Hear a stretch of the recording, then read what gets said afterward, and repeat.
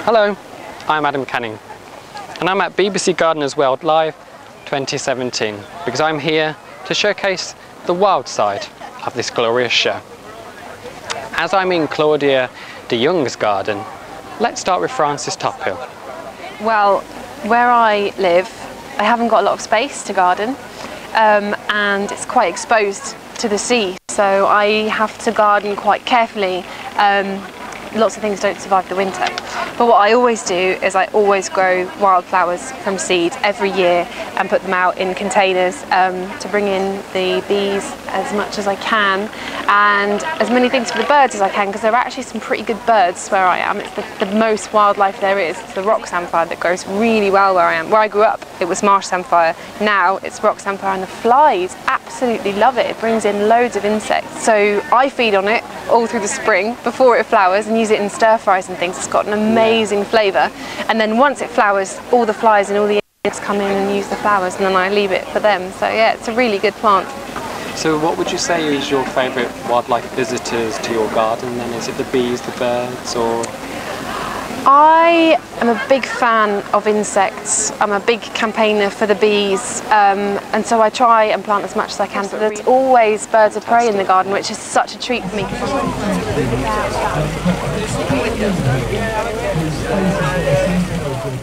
My name's James Lambourne. I'm from Lambourne Landscapes Limited. My designer Martin Lyons put this whole scheme together and we constructed it as a team. So how have you designed this garden with wildlife in mind? Well, the brief for the gardens here was a wildlife friendly garden. We wanted to do something contemporary, which is very much master design style. We wanted to bring traditional bee and butterfly planting into the garden.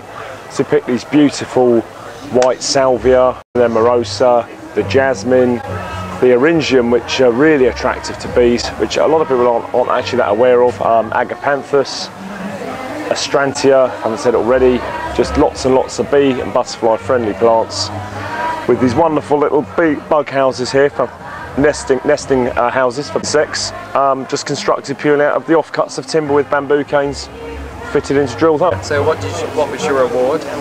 Our award was Silver Merit and Best Construction in Show. Are you happy with that? We are happy with that. The only reason we didn't get gold apparently was because we didn't have a tree in the garden, which is a bit gutting, but you have to learn, don't you? And Silver Merit's still an absolutely fantastic accolade and award, you know. And as you know, you were really close, it was just that. We were so close, it was a very small thing, and you know, as I say, this is our first ever show garden. I think the design's fantastic, it's really captured the eye of the public, and it was Joe Swift's favourite in the show. The planting's wonderful, just really pleased with the outcome, to be honest. My name's Viv and I live in Berkshire, and I've just started a company called Outside with a business partner called Nicola Bailey Gibson, and she lives in Hampshire and I live in Berkshire. What's the name of your garden? The name of the garden is Living in Sync.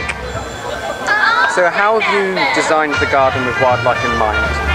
Well, the key bit was about getting the right types of flowers, and I guess that's something that we all hear about and know about, but we still need to get that message out there. And what's been really encouraging throughout this show is to hear how many people are already doing bug boxes or getting the right types of plants and flowers in their garden. So it's been a bit of an eye-opener for me. So you've got some sort of structures dotted around the garden.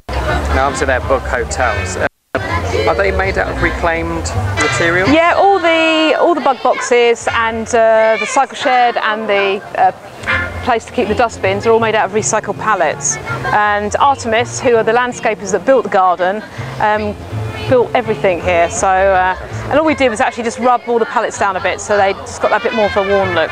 So people get worried when they get one type of bug in their garden and nothing else. So the idea is that you attract everything, and if you attract everything, then you've got a good balance. So if you get too many aphids, you've got enough ladybirds to eat them, etc. So everything really. And also we've also done the hedging. Instead of having fence, we wanted hedging so we could actually let the hedgehogs in and out, because again they're a minority, aren't they, at the moment? So. Oh, this is where I reveal what I have or haven't done. Well, do you know, I've changed or added to the way I'm feeding my birds. and I'm really noticing a difference. So I've started to add Niger in to my sort of feeding regime, and I'm now doing it as a matter of course. And do you know what? It really is making a difference. I thought it might, but it really has worked. I'm now seeing absolutely without fail goldfinches. But I've discovered that bullfinches love Niger feed too, and that's not necessarily something you know about. And the reason I've spotted that is I have a tray underneath the Niger feeder, and it's catching all that seed. And the bullfinches fly in, they love it, they're pecking away. Of course, they're very competitive as well. They see off the goldfinches, but then the sparrows come in too.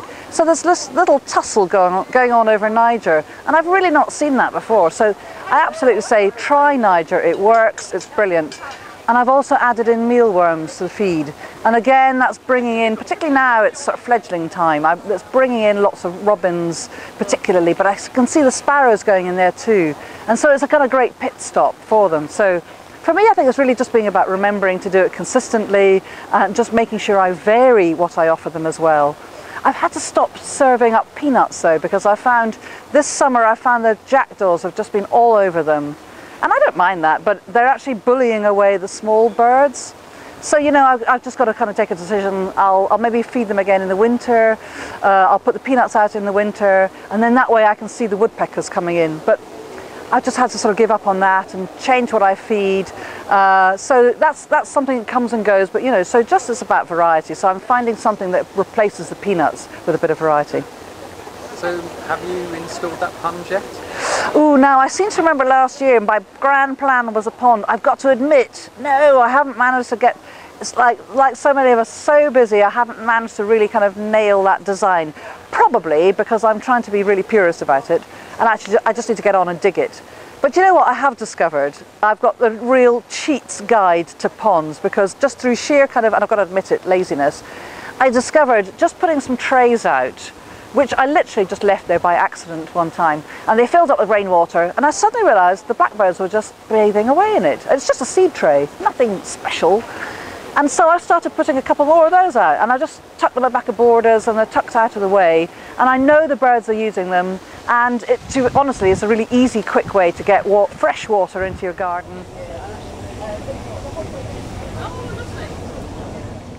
Do you wildlife garden at home?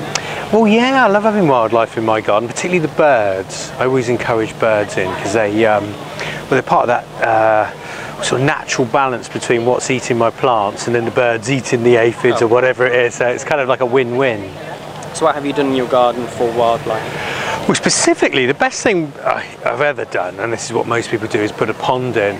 That's the one thing. I mean, my daughter, we were counting damselflies yesterday. It's just such a lovely thing. I mean, it's not. I've got two ponds actually. I've got a wildlife pond where the frogs spawn. I've got another one with fish because my daughter wants to be a marine biologist. The fish eat the mosquito larvae in the one, and then the other one is much more of a sort of. It's small, but still attracts. You know, it's still got frogs and the odd newt going in there, so it's wonderful. So what are your favourite wildlife visitors to your garden? Well, do you know, it's wrens and blackbirds, and it might sound a bit mundane, but the song of blackbirds is so lovely, and that's what I like to be woken up with in the morning. And then wrens, I always just think that I like them because they're triers, you know, although they're so diminutive and small, when you see one it feels so special. And what I've got a balcony outside my bedroom, and I've got a type of plant, it's a Solanum album basically, sort of a white climber, and it's very tangled, and the wrens really like it in that. And it's next door to a birch tree, which is a great tree for wildlife because it's just just covered with insects, and so you get lots of little birds in it, and the finches, blue tits, and they all.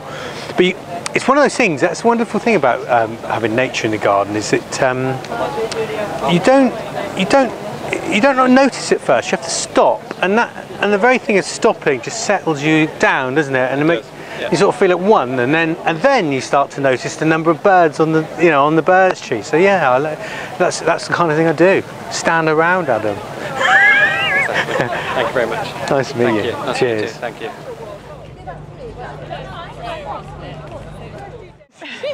you. So we're three ladies from Lamport Gardening Academy. We're doing the RHS Level 3 in practical gardening, and our tutor said it would be a good idea to do a border. We've agreed, we're here.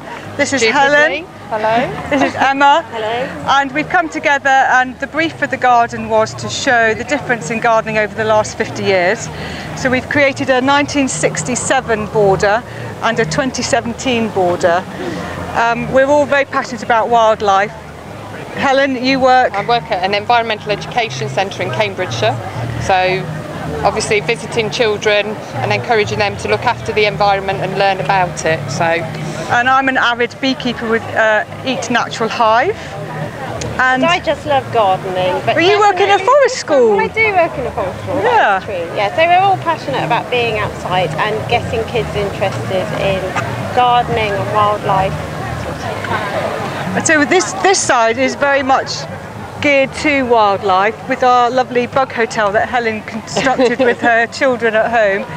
And it is amazing how many more bees and flies and all kinds of insects have been on this side. As soon as we started getting the plants out, as soon as we started planting, the bees were there, weren't they? Yeah, we did actually think we were going to get stung, didn't we? Yeah, we did think we were getting stung. And then this side has actually been quite devoid of all wildlife, so it's been interesting, really. Yeah, it's been good. And the Pest Be Gone can has probably put them off. I think it has. Yeah. Yeah. So have you seen a divide between who likes each side? We've definitely seen a divide. Yeah. I think, well, the main thing for us has been a generation divide. So we've really noticed that the younger generation they're very aware of environmental issues. And the importance of the decline of bees and how to keep it going, that sort of thing. Yeah. There's very much an older generation who particularly, they remember this garden. Actually, it's even a gender divide, because they all say they remember their fathers planting like this. They do. This is like my uncle's garden. Yes, grandfather's garden. Yes, that's very true. And a lot of the women have actually identified with this. And someone said, well, of course, women are they're outside more now, whereas when their grandfather was doing it, the poor wife was inside. Yes, so that's quite really interesting listening to the comments. Yeah. Fantastic. Yes. Thank you very much. Thank you. Thank you. It's been a very warm Gardeners World Live 2017, but it's been wonderful. Thank you for watching. Cheers.